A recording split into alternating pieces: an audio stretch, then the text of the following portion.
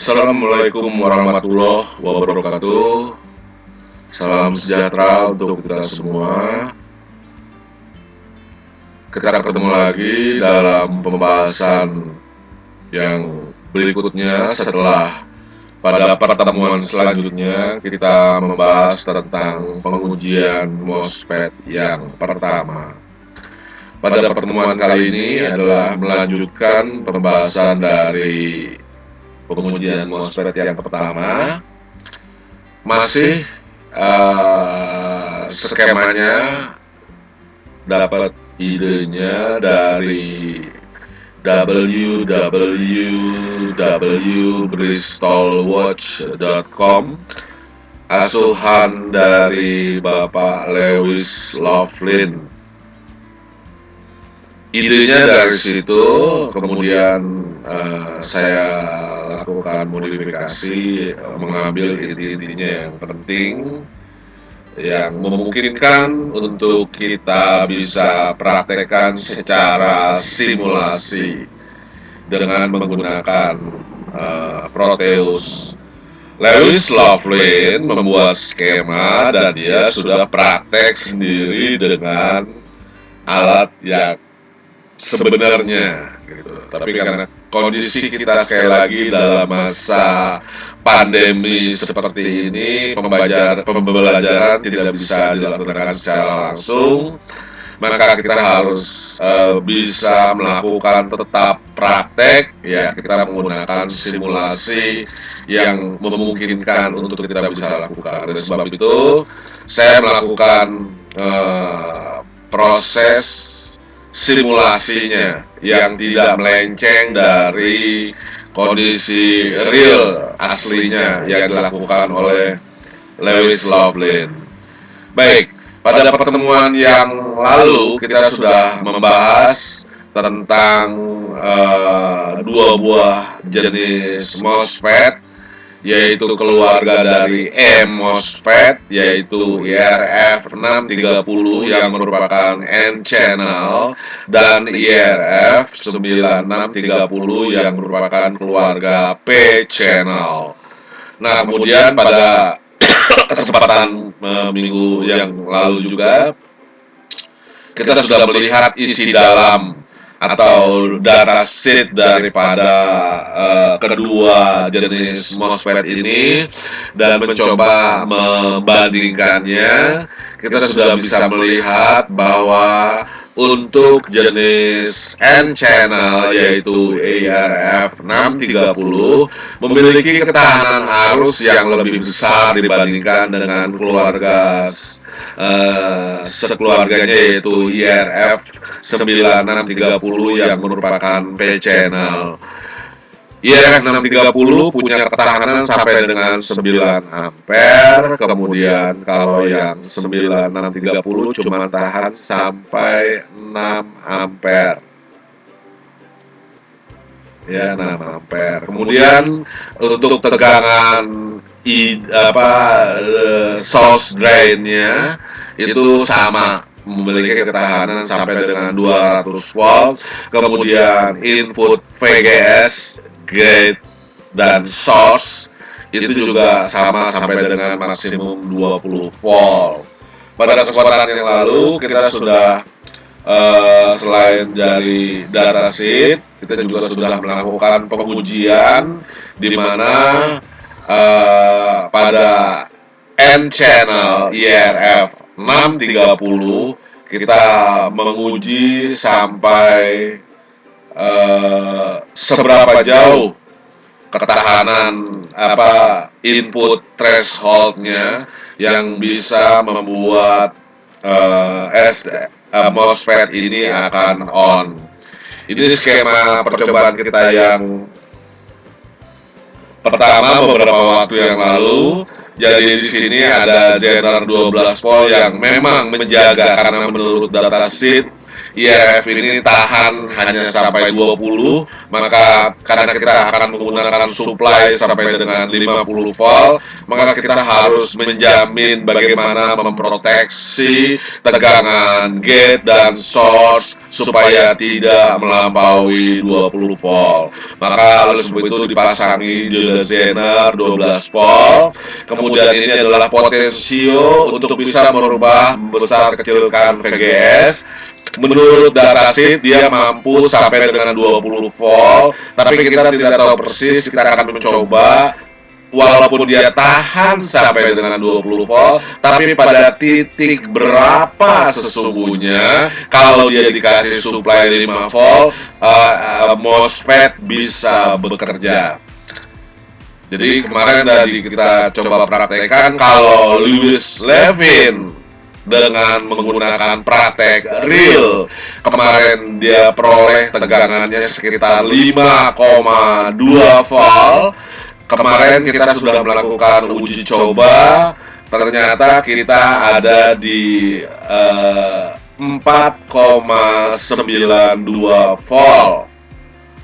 Tegangan drain source langsung ambruk, langsung merosot, atau MOSFET bekerja dalam kondisi full saturasi sehingga beban output dioptimalkan. Ya, terang secara full. Ini hasil percobaan kita yang pertama kemarin, karena kemarin kita juga lakukan dengan 3 percobaan. Pertama dengan menutup sampai titik 0 di gain source, ternyata betul-betul off si MOSFET-nya dengan VDS-nya sebesar 5 volt. Kita ketahui di titik ini terjadi pembagi tegangan. Kalau drain source-nya sudah sama dengan PCC, maka tegangan lampu dan L1 dan L2 dipastikan dia 0 volt. Kalau 0 volt dipastikan pasti dia akan mati, terputus.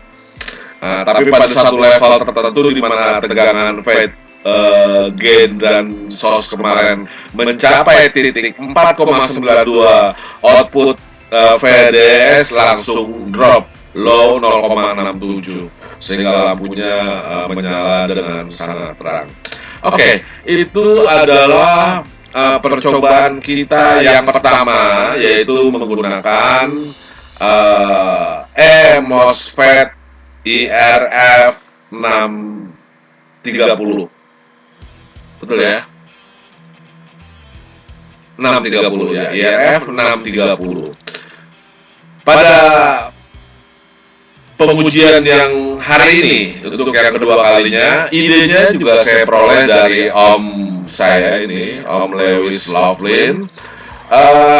Tapi ini adalah untuk menguji level untuk yang P-MOSFET, P-channel, sorry, MOSFET, E-MOSFET, P-channel, ya.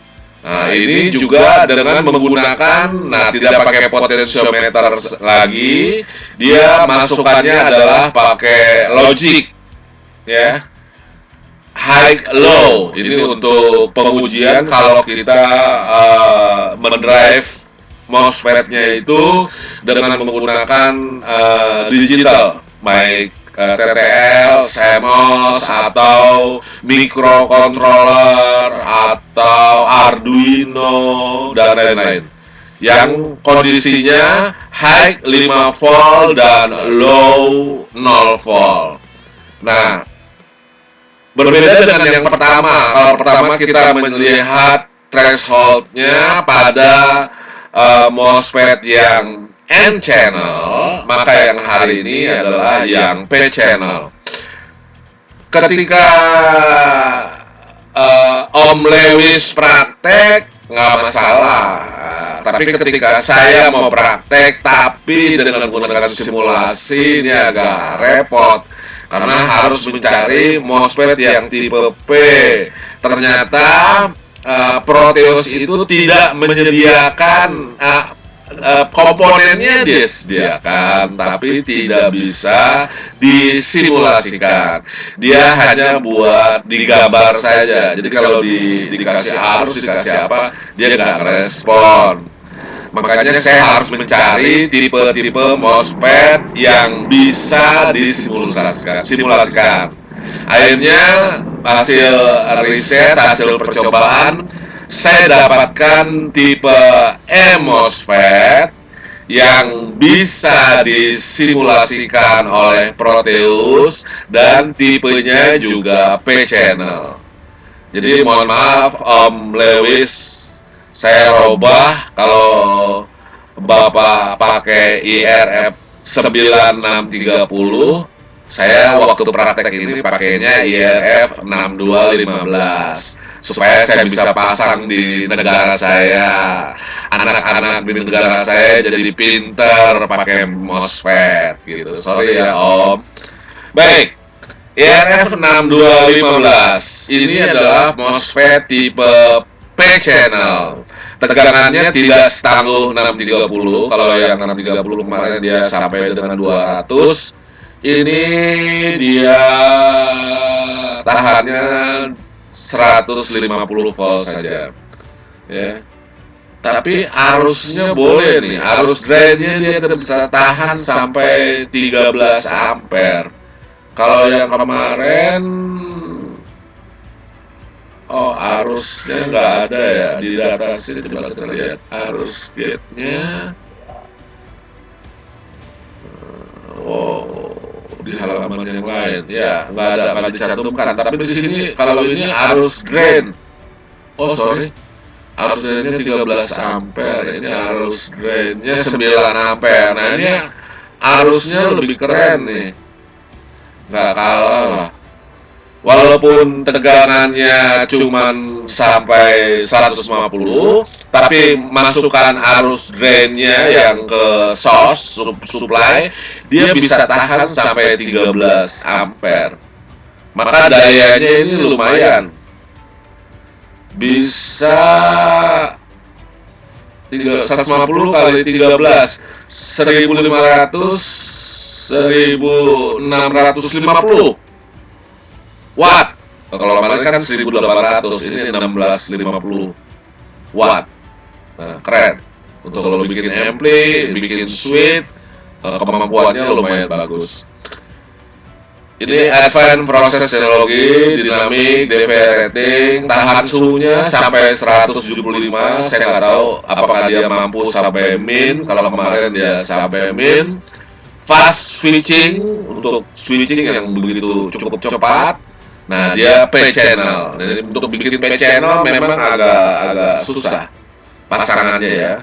Kemudian full rate, jadi standar banget, cukup bisa diandalkan.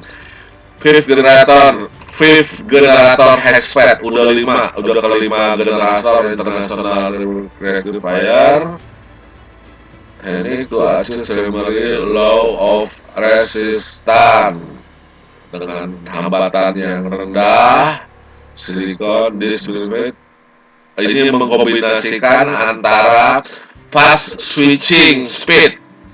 Jadi MOSFET ini untuk switching yang sangat cepat dan ruggedized device design.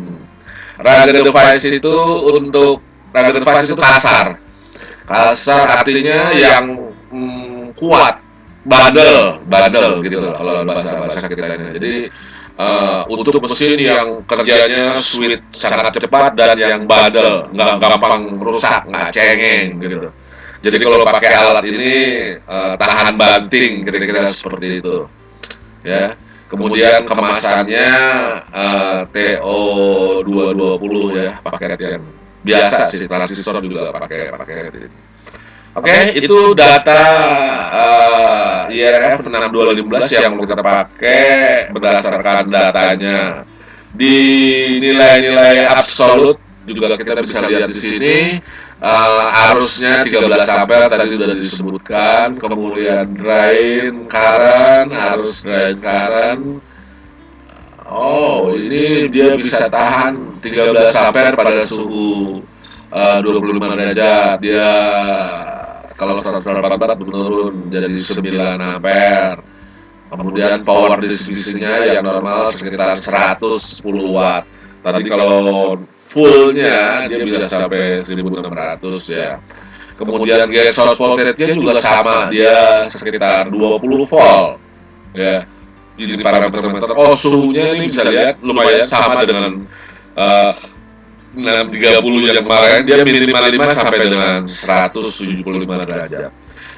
Kemudian kalau kita lihat karakteristik drain source current terhadap VDS-nya, kita lihat di sini pada dengan 4,5 masih antang-antangnya ada di bawah, arusnya sekitar 1 ampere lebih. Tapi dia bisa sampai arus maksimum menanjak ini respon sebelumnya ini pada level-level tegangan berapa ya, min 5, min 10 ya, min 10 tegangannya. Dia mulai sampai dengan arusnya di atas 10 ampere.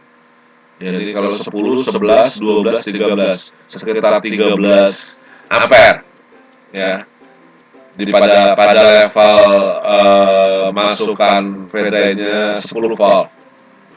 Min 10 ya. Min 10. Nah, bener nggak min 10? Nah, makanya kita coba nih. Saya rubah-rubah dari Om Colin skemanya, makanya jadilah skema seperti ini. Silakan kamu buka Proteusnya dan silakan buat rangkaian seperti ini. Tinggal ketik saja. Nah, ini genre yang digunakan adalah 4740. 4740 adalah Zener. Kalau kita lihat sini Zener 10 volt.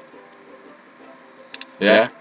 10 volt kenapa? Karena di sekitar titik itulah min 10 volt nanti diperkirakan MOSFET ini bekerja dengan maksimum full.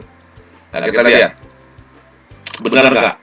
Makanya begitu saya coba riset, saya lihat komponennya, oh ini 4740 ternyata dia 10 volt. Ya, saya pakai dia punya.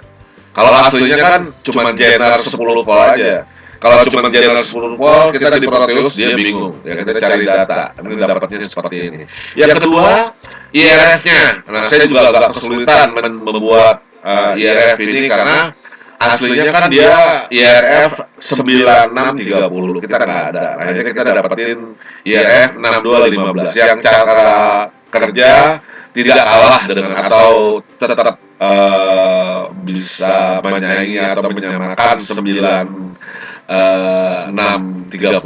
ya. Nah, hanya mau pakainya nanti kamu perhatikan waktu dipakai, karena kalau kemarin kan pakainya tipe N, kalau tipe P itu harus dibalik, bukan dibalik, di flip vertikal, dinaikin, dibalik ke atas. Jadi supaya drainnya ke bawah, source-nya justru di atas. Kemarin kata sudah saya coba jelaskan bahwa ada perbedaan N channel dan P channel. Kalau pada P channel arus ngalirnya itu bukan dari source, bukan dari drain ke source, tapi dari source ke drain. Gitu. Makanya dibalik drain source-nya. Jadi kalau gambar ini kamu ngambil, perhatikan ya, ini kalau salah rangkaiannya nggak benar. Nggak optimal kerjanya, nggak boleh terbalik. Jadi waktu kamu, makanya ini saya kasih panah merah begini, artinya apa? Waktu kamu klik dapatnya kayak gini, tapi waktu mau dipasang kamu flip vertikal. Jadi dioda LED-nya lihat, yang ini ngarah ke bawah, ini ngarah ke atas. Yang ini adanya di bawah, ini gate-nya ada di atas. Jadi diputar ya, dibalik. Dah. Jadi ini komponen yang digunakan, ini Zener-nya, ini Zener. Yang kedua 6215 di flip. Yang lain minres 1 kilo, nggak masalah. Lampunya 12 volt ini. Lampunya tapi tahannya 12 volt, kamu klik 2 kali, rubah jadi 24. Ya, kemudian supply ngambilnya dari DC source, ini rubah jadi 24. Kalau nggak tahu caranya ini bikin 24, saksikan film yang sebelumnya, kita udah bahas secara detail. Kemudian ini inputnya yang buat ngasih high low, kamu pakai logic state. Tinggal ketik logic state, nanti dapat gambar kayak begini, kamu pasang. Ini min res 1 kilo. Ini transistor NPN, ketik aja NPN, nggak pakai kode, dapat transistor seperti ini. Ground adanya di power, ini adanya di instrumen. Ya, lihat di depan di menu. Kalau nggak bingung, lihat lagi film yang sebelumnya waktu pengujian MOSFET yang pertama. Oke, setelah ini diperoleh, sudah dipasang, sekarang kita sudah bisa melakukan praktek. Caranya gimana? Kita mati, kasih tegangan 24 volt, nah, kemudian nyalakan di run. Oke. Ketika di run, ya, inputnya masih low. Jadi kalau ini tabel, inputnya masih low. Kita lihat tegangan Zener itu 24 volt. Ya. Artinya apa? Waktu dia low, transistor ini masih off. Kalau off, kolektor sama emitornya terputus, berarti arus hanya ngalir seperti ini saja. Ya. Belum Zener yang 10 volt tidak berfungsi. Arus ngalir seperti ini, ya dia terukur 24 volt. Ya. Langsung arus ngalir ke ground. Karena tidak bisa tembus. Nggak bisa tembus kenapa? Karena transistornya off. NPN itu akan on kalau dia high. Kalau dia 0, dia masih off. Sehingga arus nggak bisa tembus ke dioda Zener, tembusnya ke bawah, ngalir berarti dia optimal, maksimum 24 volt. Nggak ada yang masuk ke sini. Tegangannya tinggi di sini, tapi karena dia P channel itu aktif kalau dia low, ya berarti di sini kan kalau tegangan drain ini gate drainnya maksimum, berarti drain source-nya dia 0, ya kan? Jadi kan tegangan di sini, tegangan di V-gate adalah VCC dikurang dengan tegangan di R2. Kalau di sini udah 24, berarti tegangan di R2 itu 0. Maka dia menutup, dia off. Kalau off, tidak ada arus yang ngalir dari source ke drain.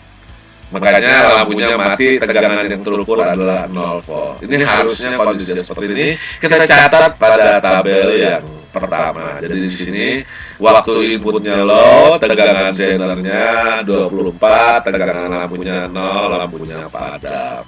Oke, berikutnya gimana kalau kita kasih high inputnya? Kita kasih high, jebret high, maka sekarang arus ngalir ke basis dan ke emitor, transistornya menjadi saturasi. Kalau transistor saturasi, arus yang ngalir tadi ke meter semuanya, sekarang arus akan dialirkan ini karena dia Zenernya cuma 10 volt, dikasih tegangan 24 volt, berarti sebagian arus dia lewatkan ke Zener, dia cuma ngambil 10 volt saja. Jadi makanya tegangan sini tinggal 10 karena ada Zener ini. Kalau Zener ini dicopot, short ini akan 0. Ya, maka fungsi Zener ini adalah fungsinya supaya mempertahankan dia tegangan gate-nya supaya 10 volt. Jatuhnya minus karena dari atas kan udah positif gitu. Ya, makanya begitu dia dapat 10 volt, maka sesuai dengan data kita. Nah, kalau 10 di sini menunjukkannya 10,1. Begitu tegangan Zener 10,1, maka tegangan yang 24 volt tadi akan merosot semuanya, mengalir arus on, full on si MOSFET-nya, sehingga tegangan lampunya menjadi sama dengan PCC sekitar 23,8 dan lampunya menyala. Itu sesuai dengan data yang ini kita udah praktekkan. Itu saja praktek kita. Jadi yang membedakan dengan positif dan negatif, tipe N dan channel, N dan P channel, itu dari penyulutan, dari pemberian gate-nya. Teknik itu seperti ini, sama-sama menggunakan Zener, tapi dengan teknik yang berbeda, dan kondisi MOSFET-nya harus terbalik, artinya harus akan dialirkan dari source ke drain. Sementara kalau N channel harus akan dialirkan dari drain ke source. Nah, makanya kalau dia pakai N channel, lampunya di atas, di drain. Tapi kalau dia pakai P channel, dia dibalik, drainnya di bawah, maka lampunya juga di bawah. Gitu ya. Kamu lihat kan kemarin yang hasil peralatan, kalau ini yang P channel, N channel, drainnya di atas, lampunya di atas.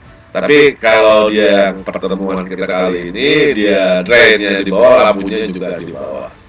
Itu yang bisa disampaikan pada percobaan CMOS yang kedua, sekaligus menutup perjumpaan kita kali ini. Sudah selesai. Terima kasih atas segala perhatian. Saya ucapkan assalamualaikum warahmatullahi wabarakatuh.